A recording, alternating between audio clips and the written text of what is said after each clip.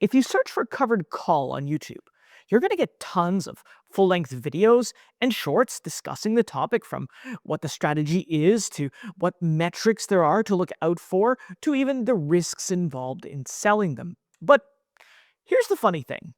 For all the content that's out there, very few talk about the one thing that actually makes covered call trading easier, faster, and far more consistent, and that's having a covered call screener that works. A good covered call screener is going to be able to filter the entire markets in seconds. They're going to highlight opportunities that fit your trading parameters and essentially cut through all of the noise to showcase the only things that actually matter. That's why today I'm going to show you my ultimate covered call screener and how you can use Barchart to your advantage. First, let's start with the definitions. A call option is a contract that gives the buyer the right, but not the obligation, to buy a specific asset, such as a stock or a commodity, at a specified price or strike price on or before a specified time, which is known as the expiration date. When you buy a call, you enter a long position and pay a premium for the contract, and it's usually expressed on a per share basis. Now, when you sell or write a call, you enter a short position and receive a premium for the contract, and that's in exchange for the obligation to sell 100 shares of the underlying, like the stock, per contract if the buyer exercises the right to buy the shares. And from the seller's point of view, this is called assignment. A covered call is covered because you already own the shares, and therefore you no longer need to buy them from the market should you get assigned. For the purposes of this video, I'm going to assume you already don't own the shares and that you're going to buy them and then sell the call option right away. So technically, it's a buy right, but if you already own the shares, it's a covered call. Barchart has a default covered call screener, which you can find right here by clicking on Options at the top and then click Covered Call. The default screener includes important details for your trade, all the necessary information to help you decide. The result is a good amount of trades that offer a decent mix of risk and reward. Later, I'm going to show you how to customize the screen, but for now, let's stick with the default filters and I'll quickly cover what everything means in the results.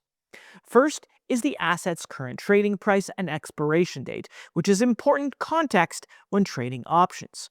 The parentheses here indicate the days to expiration, or DTE.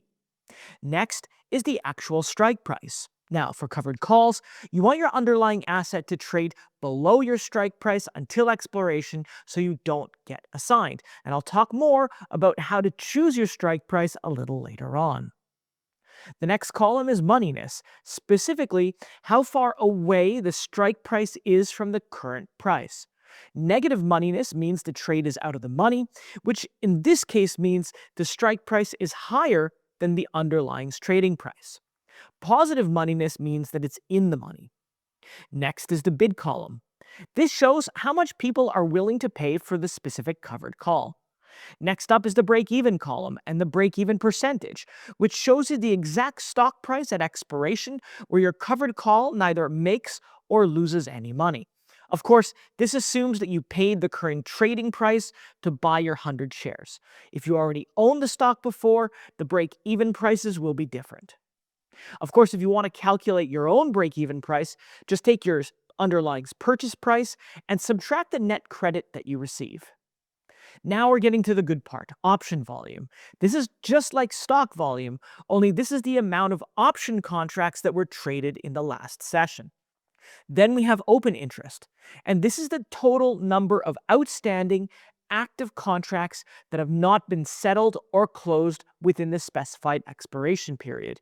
And you need to know these details in order to see the option that you're interested in selling is liquid.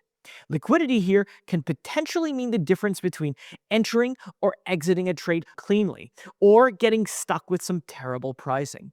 Here's a good analogy. Let's say you're selling fresh bread at the market for $1 a loaf, but then you're there the entire day and nobody buys your loaf of bread. So what do? Well, you lower your price to 95 cents, then to 90, to 70, to 50, hoping someone will take it before the bread goes stale and becomes useless. Well, that's exactly how illiquid options trading works. If there's no demand to buy your call option, then you'll either have to wait a long time or lower your price to meet the bidder's prices. And all the while, your bread is dying out on the counter while the clock runs against you. And this can become a problem when you need to adjust or exit the position quickly, and you may end up selling for less or paying a higher premium than you expected. High volume means you can get filled quickly without chasing the price. And strong open interest tells you there's plenty of other contract owners in play that may be willing to buy. The next column here shows delta, the option Greek that measures how much option premium change based on every $1 change in the underlying price. By the way, I made an entire video covering the Greeks right up here, so do check it out if you want to see the deep dive. Aside from that, delta can also be used as a shorthand indicator of the chances that an option will expire in the money. Let me give you an example. A negative 27 delta covered call means the trade has a 27% chance of expiring in the money. Of course, it also means the option now has a 73% chance of expiring out of the money, which is the goal in selling covered calls. Next, we have return, annualized return, and potential return. Return shows you how much you're earning for this trade relative to the assumed purchase price, which again is the current stock's trading price. Annualized return just expands that actual return to show what it would look like on a 12-month basis. On the other hand, potential return assumes that you get assigned that it combines the sale of the stock and the premium for the covered call. Next, and this is likely where most new traders will look into the most, is the profit probability. This metric displays the likelihood of the underlying stock trading above the strike price at expiration, meaning assignment. The higher the probability, the better your chances of walking away with profit from the stock sale and the option premium. It's that simple. Now, if you want to dive further into your trade details, you can click on the P&L chart button right here or the chart icon beside the expiration date. Here, you're going to get everything that matters for your trade. Break-evens, Greeks, volatility, trend strength, all of it. And I covered how to use the P&L chart when selling covered calls in this video right here, so definitely feel free to check it out. But for now, let's cover a few key tabs: Greeks and expected move. In the Greeks window, you usually want to keep an eye on delta and theta. Now, I already covered delta, but theta indicates how much the option will lose in value every passing day, assuming all else stays the same, including the underlying security price. Theta measures how much an option's value changes each day due to time decay.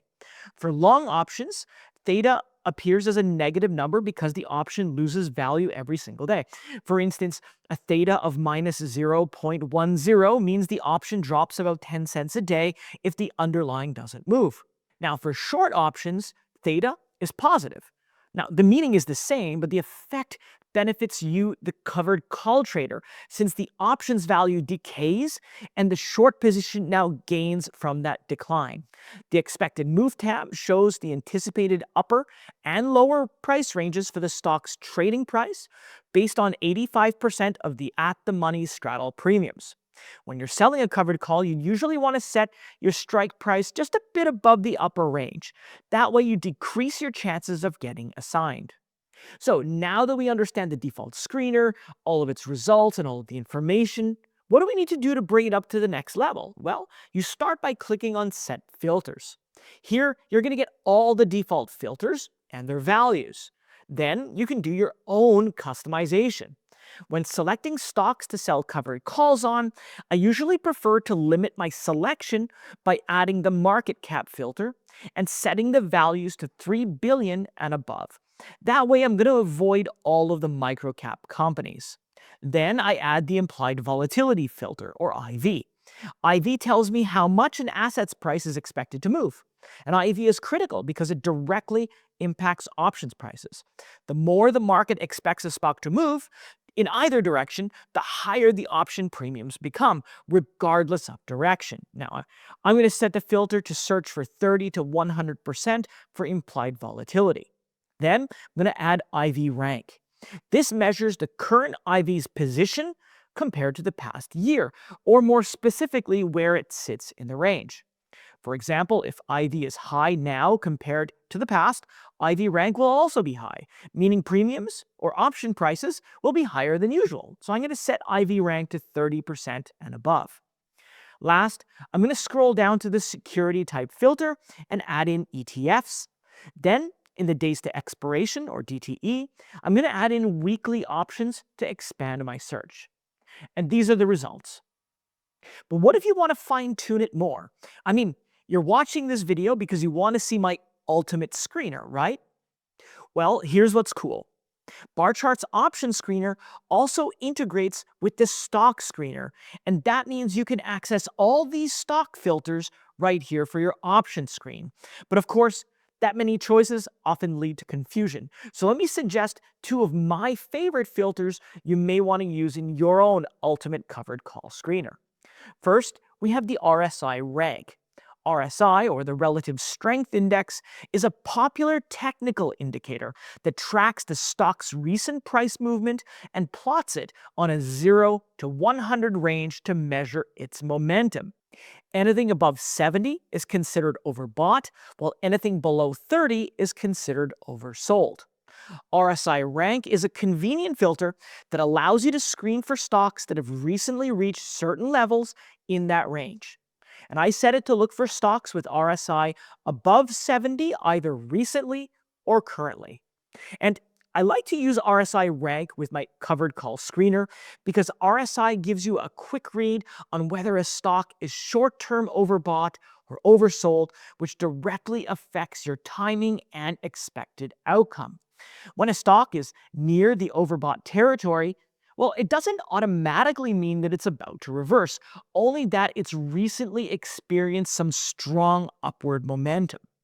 For covered call sellers, that's actually a favorable setup. A sharp run-up often leads to elevated option premiums, and the call you're selling is more likely to be priced higher due to both higher IV and increased demand. On top of that, stocks that have just surged often tend to cool off, consolidate, or at least their growth tends to slow down. And these environments are ideal for covered calls because you benefit if the stock falls below your strike price, letting the option decay rapidly while you keep the premium. Now, if you're not getting enough results with RSI rank or you just prefer a different method, you can also choose the Bollinger Band rank, or BBR filter, instead of RSI rank. It works similarly to RSI rank, but it uses Bollinger Bands as the base technical indicator. Bollinger Bands are a volatility-based technical indicator that consists of three lines: a middle band, usually a simple moving average, and upper and lower bands set at certain number of standard deviations away from the middle band. And these bands expand when volatility is high and contract when volatility is low. A stock trading near the upper band will have a high BBR, while a stock trading at the lower band will have a low BBR.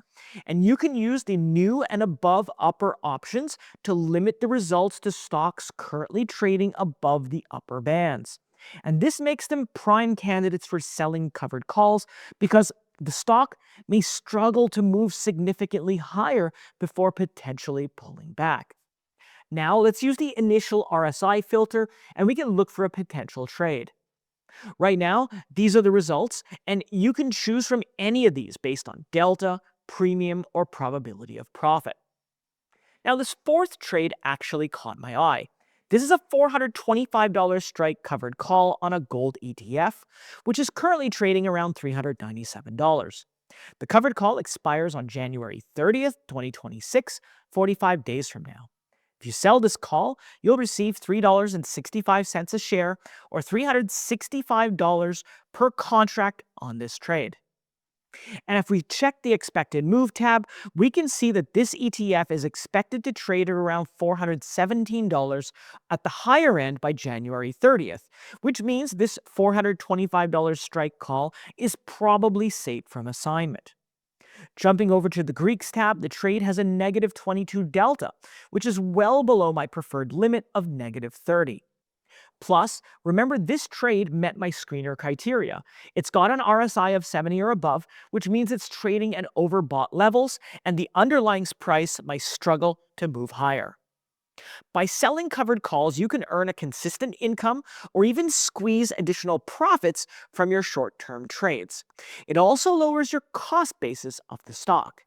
But to make it work, you do need to find the perfect trade, and this is where Barchart's complete set of features can help you out.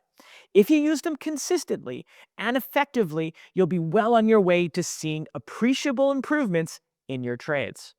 But there is one thing: the trade doesn't end with the perfect filter. It's always best to stay on top of your trade after you get a fill.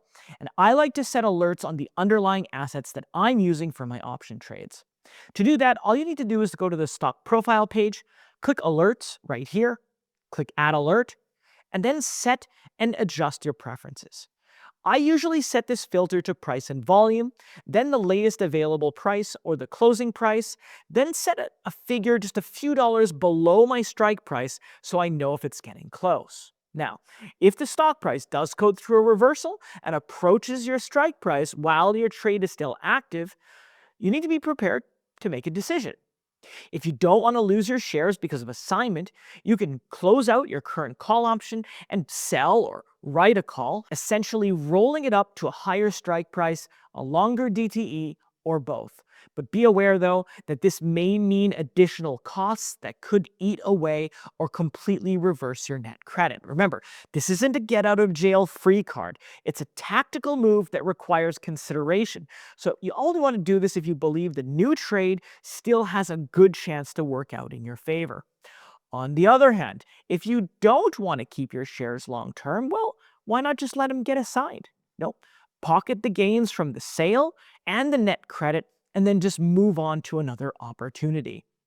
Now, if you have your own set of filters and risk mitigation tactics, feel free to share them in the comments below. And while you're there, don't forget to like and subscribe because it helps others find the video, it supports the channel, and you won't miss out on our future deep dives. Well, that's it for me today. I want to thank you so much for watching, and I'll see you next time.